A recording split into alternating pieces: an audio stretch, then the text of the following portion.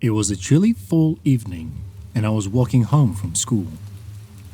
As I turned down a dark alley, I felt a presence behind me. I turned to see a tall, slender figure following me.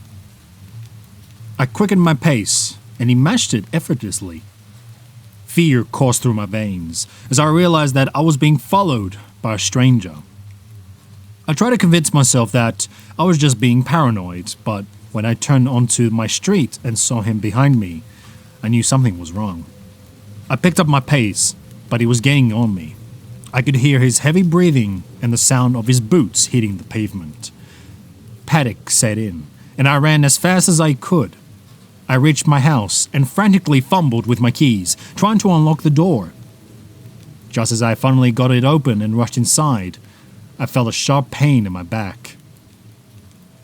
I turned to see the man standing behind me, a knife in his hand and a sinister grin on his face.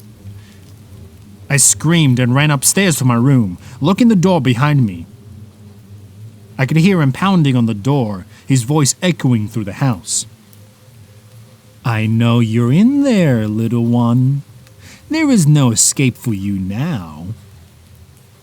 Tears streamed down my face as I searched for my phone, but it was nowhere to be found. I was trapped, and there was no one to help me. Suddenly, the pounding stopped, and all was quiet. I cautiously picked out my window and saw the man walking away, his knife glinting in the moonlight. I let out a sigh of relief, but my heart was still racing. I knew he would be back, and I had to find a way to escape. I sat in my room, shaking in fear, until the early hours of the morning. Finally, I mustered up the courage to leave and call the police. They arrived quickly and searched the area, but there was no sign of the man. They reassured me that they would keep an eye out of him and advised me to stay with a friend or family member for the night. I stayed with my best friend, Catherine, and told her everything that had happened. She was terrified for me and insisted on staying by my side at all times. But as the night went on, I couldn't shake off the feeling that the man was still out there, watching and waiting for his next opportunity to strike. The next day, I received a call from police. They had found the man, and he had confessed to multiple murders.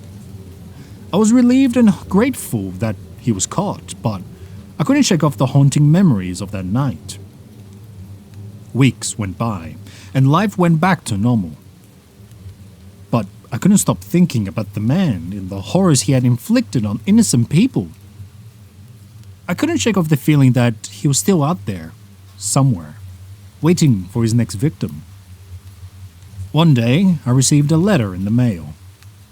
It was addressed to me, and it sent shivers down my spine. It was from the man, the serial killer. He claimed that he escaped from prison and was coming for me. He knew where I lived, and he was going to finish what he started. I immediately called the police, but they couldn't find any evidence of his escape. They assured me that it was just a sick prank, but I knew better.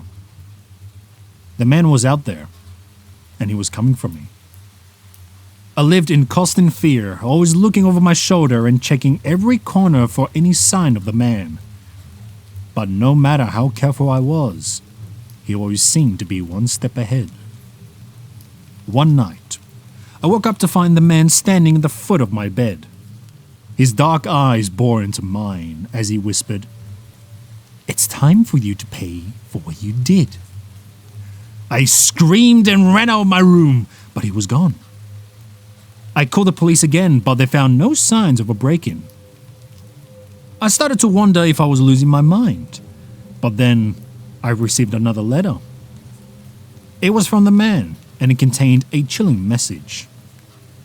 "I'm always watching," it read. I couldn't take it anymore. I packed my bags and left town, hoping to escape the man's grasp.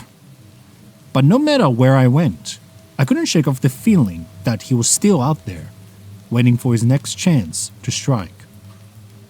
I couldn't live in fear forever, so I decided to confront the man. I went back to my hometown and searched for any leads on his whereabouts. After weeks of searching, I finally found him in hiding in an abandoned building. I cautiously entered the building, my heart pounding in my chest. As I made my way through the dark corridors, I could feel his presence getting stronger and stronger. Finally, I reached a room with a flickering light. I stepped inside, and there he was, sitting in the corner with a twisted smile on his face.